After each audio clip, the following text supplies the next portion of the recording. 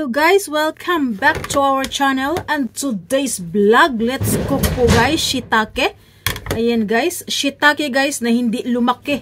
So ang dami niya, ito ay mura lang, pero ang lasa niyan ay shiitake pa rin. So ang shiitake ay isa sa mamahalin na uri ng mushroom na binibenta dito sa supermarket. So sa Japan guys, buong isang taon may mga mushroom, nagko-cultivate sila kasi isa yan sa kanilang kinukonsidered na superfood ang mga mushrooms. Then ang shiitake ay isa yan sa kanilang kinukultivate na mushroom sa buong isang taon, na which is medyo pricey siya. Eh may nakita ako na medyo hindi maganda ang quality dahil maliliit siya. Binili ko at lulutuin ko siya with bacon. Then ang ating pinakamanglasa guys is oyster sauce and butter. Ayan guys, butter and garlic. Then with mini tomato. Bakit mini tomato yung pinili ko? Mini tomato guys is a very versatile. Pwede siyang salad at pwede rin siyang pangluto. Once na ginamit siya sa luto guys, lalabas ang kanyang tunay na tamis. Hindi po ito regular na size guys. Mini po siya, or tinatawag nilang cherry tomato. Amoy pa lang niya guys, fruity na. Amoy pa lang niya is para ka nang kumakain ng prutas. So, fruit tomato, tinatawag din siyang fruit tomato kasi ginagamit siya sa salad. Pero pwede rin siyang gamitin sa pagluluto. Once na ginamit siya sa pagluluto, lalabas yung kanyang aromatic na maganda at matamis na lasa. So, pag sinabing kamatis, medyo maasim, 'di ba? Yun ang image. Pero pag mini tomato, guys, lalo na pag yellow, lalabas ang kanyang tamis. So, hindi mo na kailangan maglagay ng iba't ibang uri ng seasoning. Sa kamatis lang, bawing-bawi ka na. So, napaka-simple lang nito guys. Ang ating gagamitin ngayon is butter and oyster sauce. Then, plus kamatis. So, watch until end guys hanggang dulo sa ating vlog. At meron akong ipapakita sa inyo kung paano lutuin ang shiitake na masarap. Isa ito sa paraan ng pagluto ng shiitake guys, na which is masasabi mo na uulit-ulitin mo. Parang pag na-inlove ka sa akin, hindi mo na pakakawalan. Joke. So, ayan guys, hinihiwa ko lang yung medyo malalaki kasi mostly talaga is maliliit. Maliliit ang size na ito. So, medyo mayroong malalaki kaya hinihiwa ko lang siya.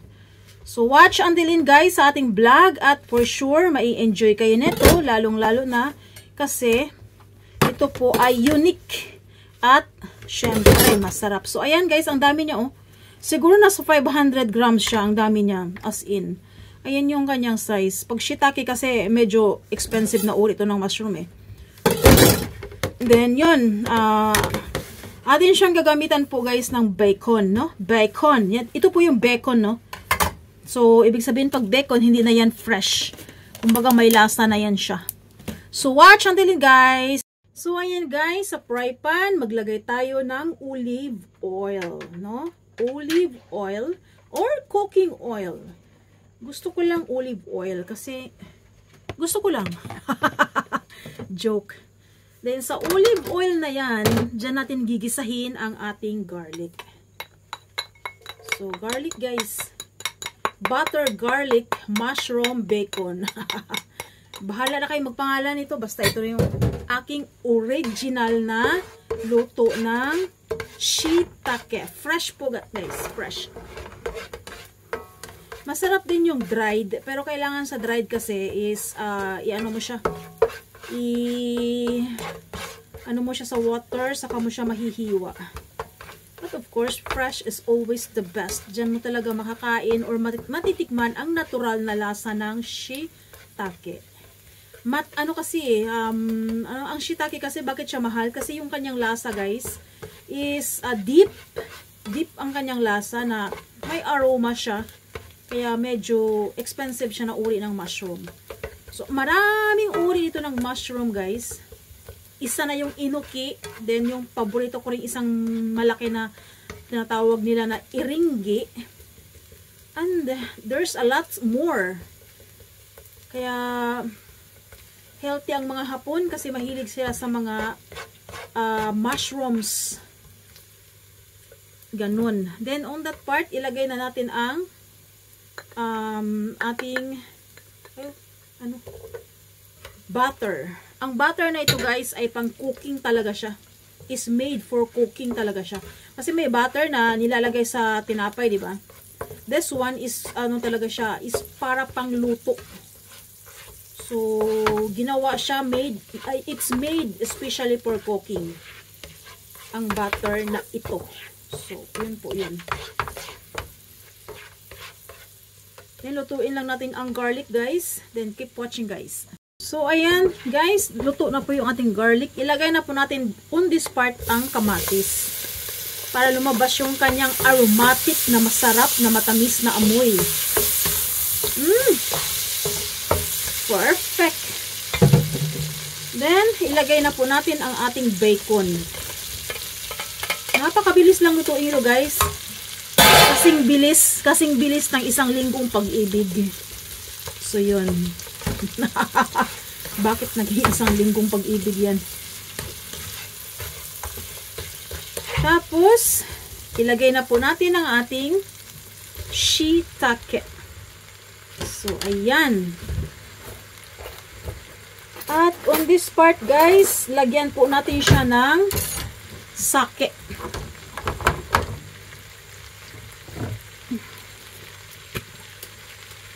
Wait lang, hindi ito sake eh.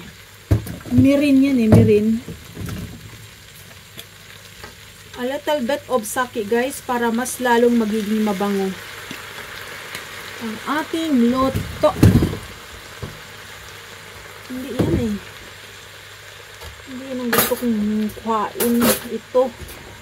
So, ayan. Make sure, guys, na lutong-luto yung ating shiitake. Lalagyan po natin siya ngayon on this part ng tubig. Para talagang siya ay maluto.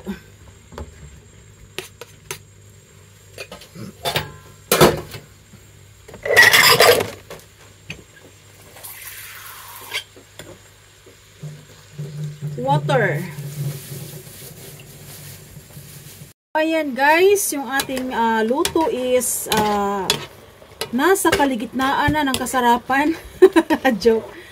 50% off ng 50% ng water is nag-absorb na po guys at lumabas na ang kanya-kanyang lasa ng kamatis, bacon and shiitake. At sa parting ito, ilagay na natin ang ating finale na oyster sauce.